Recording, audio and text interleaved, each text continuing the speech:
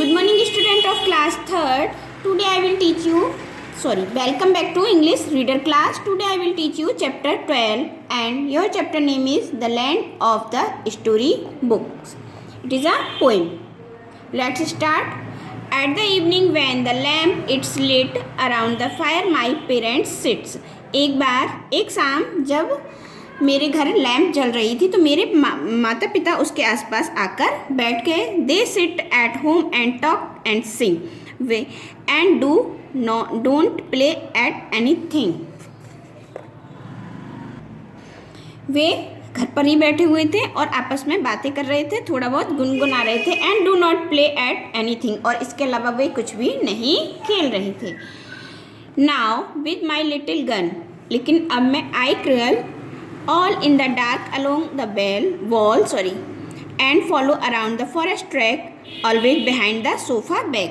और मैं हमेशा ऐसा क्या करता था, थोड़े से अंधेरे में किसके पीछे बैठ जाता, सोफे के पीछे बैठकर अपनी गन के साथ खेलता था. देयर इन द नाइट, यहाँ पर रात में, where none can spay all my hunters camp alive and play at book that I have read till it is the time to go to the bed.